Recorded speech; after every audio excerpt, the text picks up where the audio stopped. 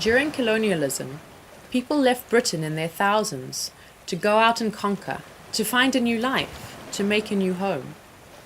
A colonial diaspora began that continues to evolve and change today. At this time, people kept in contact through the post by sending letters and postcards. A specific kind of postcard was key, the Hands Across the Sea postcard. It was sent out in the thousands to say, "Hello, I'm thinking of you," a gesture of friendship across the distance. I want to extend this hand across the sea once more. It will enable me to create a theatre piece about how people communicate over distance, and about how colonialism opened up so much more distance between people, while making the world a smaller place. I will send 270 postcards out to people in all of the ex-British colonies, asking them to write back to me and tell me about their ideas, journeys, and experiences. How has colonialism affected their families? What are the choices they have open to them about where to live their lives? Their words that come back and the relationships that we form will become the material and text for my performance. And together, we will explore the choices we have made for our lives and what our connections could be. So once I'd sent all the postcards off, I was waiting for them to come back because I really wanted to make the piece about this project. And so if 5 postcards came back, the piece had to be about that. And if none came back, then the piece would reflect that too.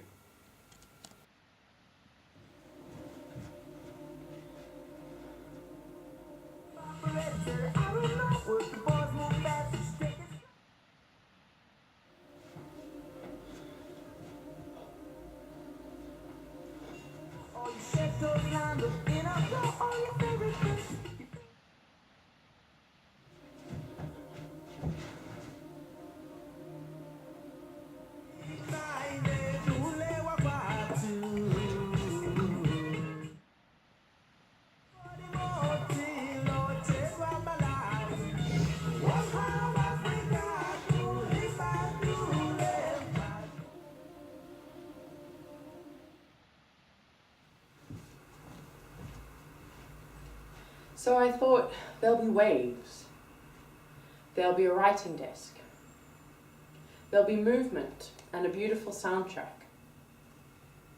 There'll be all the different voices from the postcards. I'll be in a big dress.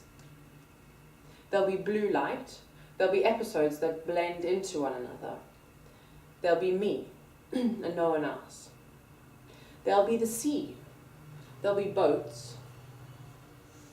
There'll be a small audience. There'll be ribbons and different costumes. There'll be projections. There'll be slides.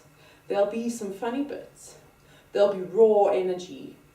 There'll be fear before I get on stage. There'll be clapping, just a bit.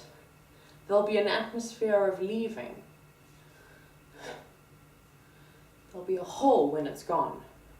There'll be an ending. I'll wear shoes this time.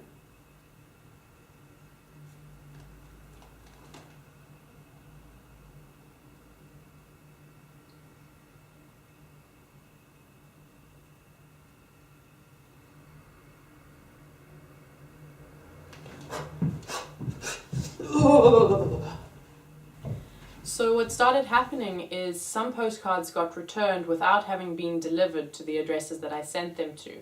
And that was because maybe I got the addresses wrong or they didn't exist, but they didn't find their way to where I wanted them to get to. And so I started to play with ideas of missed connections, and I was working on my own and just playing with ideas really, and some stuff didn't even make it into the final performance.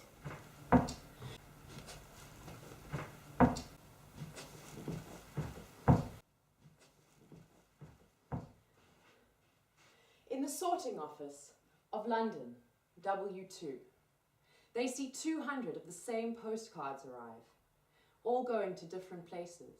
Someone picks one up and notices that it's the same message on all of them.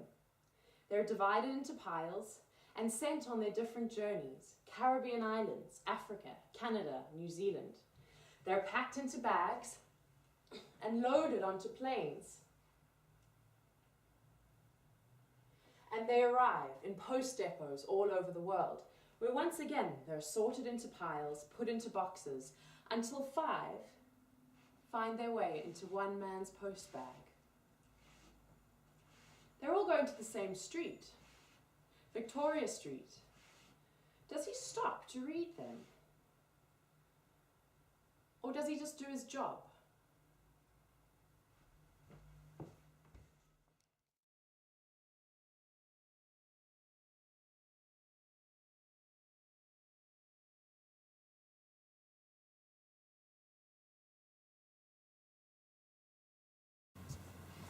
When the sun doesn't shine, it's just not home, and I want to go back to the place I have known.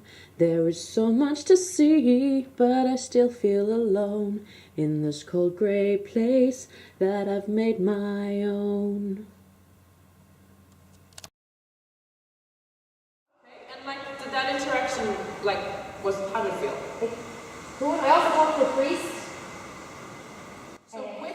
When Nairi came and joined the project, I really needed someone outside who could tell me what things looked like and what was happening in the piece, really, because the perspective was really hard for me to have.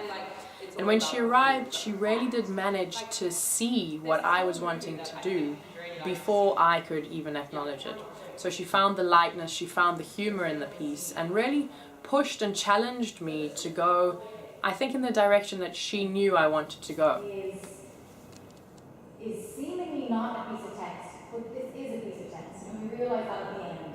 And is that okay? Because it's very hard. That's okay, yeah. Do you know because what? I'm talking to you, but I'm not talking to you. That's where the fucking nice bit is because at the end of it I realised that it's 2 things at once, right?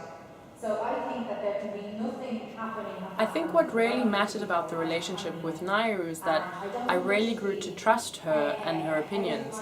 And in fact, the last time she came in to work with me, it was about a week before the show, she actually saw what I was doing and said, you know, Nina, you actually need to stop now for the sake of the show. And I trusted her enough to be able to do that. And then in some way morphs into being like, please feel free to write back. P.S. Towards the end of the project, I spent a lot of my time on publicity and marketing for the show. And one of the things I did was I went out onto the streets in Hackney to try and raise a bit of interest about the project. And what I did is I asked people on the streets to write me a postcard about someone who was far away, who they hadn't seen for a long time. And I got varied reactions. Some people just thought what I was asking for was really strange. Other people didn't actually have anyone far away to write to. But there were also a lot of people who were quite moved. There were these 2 guys in particular, and I think they actually wrote to me about the same person in the end, but they really seemed to think about how far away this person was from them. And it made me realize that I really was interested in this project that I was doing and that it would mean something to people. Before I went on stage, I was nervous, but what I made sure I did each night was a really good warm-up, vocal, physical, and that helped to really focus me. I also knew that I needed an audience to do the piece. I couldn't do it alone in a room anymore. And so I really was ready, and I had to just jump in and do it.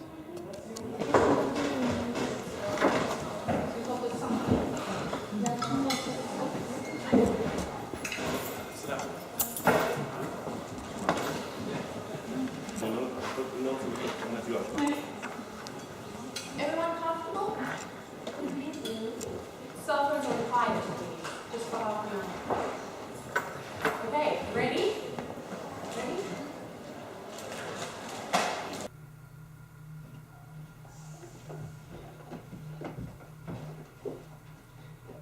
Hello, my name is Nina, and I'm a South African living in... I'm going to try that again.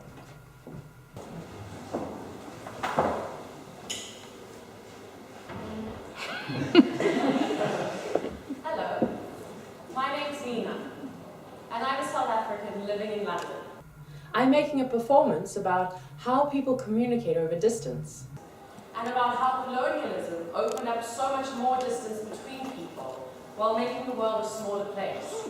So it got bigger and smaller at the same time.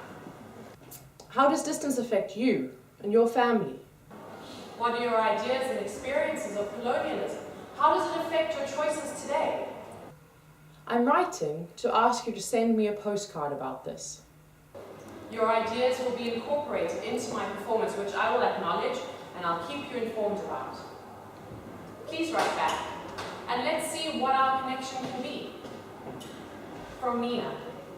P.S. Send a return address. I'm really happy with how the show went. It was great to get better and better at performing it and to have 5 performances to do that in. I think I did achieve what I set out to do, and that was to be honest to a project and to really just tell the truth about what happened to me while I was doing it. I'm also glad because I did really connect with the audience, and they told me that when they wrote me postcards at the end of the show. And so there's this whole community now developing, both at the other end of the postcards that I sent, but also the people who came and saw the show really seemed to connect with it.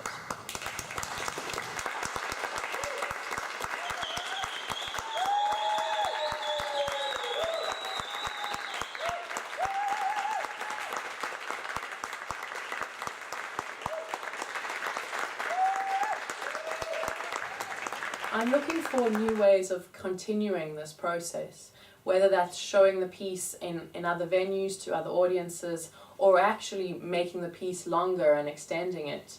I'm not quite sure which direction to go in, or maybe I'll do both. I'm also really excited about the new relationships that have started to form with Nairi and also the technical team at the theatre. There are things I want to explore there. And there are also people I've met along the way who are interested in doing new projects with me, and that's really exciting. So just following what I wanted to do has been a really powerful process for me, and I'm looking forward to how I can extend that in the future. Nina, what a wonderful piece, thank you. Today I connected with an elderly man who felt he must share his umbrella with me between shops. His name was TL. This is a really short one, but it's quite funny. Watching paint dry has never been so breathtaking. Thank you. Dear Nina, I loved your show. I really would love to see you again for a much longer piece. Your voice and cute face are too nice for such a short time. Well, probably even 3 hours wouldn't be enough. This one, actually, this girl came up to me afterwards and she spoke to me. She was really sweet and she said, Dear Nina, I feel very affected by the things that I see and take in, and feel that your show has changed me. That's pretty cool. I've been having a crisis of faith in my abilities as a performer, and I feel that your show has relighted my passion, and I thank you for that. I think your concept was beautiful, and your show as a whole was phenomenal. I hope that I could have that effect on someone one day that your work has had on me. Good luck in everything you do. She was so sweet. And there's this one. Dear Nina, thank you for your show. I love the simplicity and eagerness of your style, which presents a welcome counterpoint to the unnecessary complexity and arch-knowingness of so many devised works attempting to tackle complex subjects. My favorite part was the purple cabbage.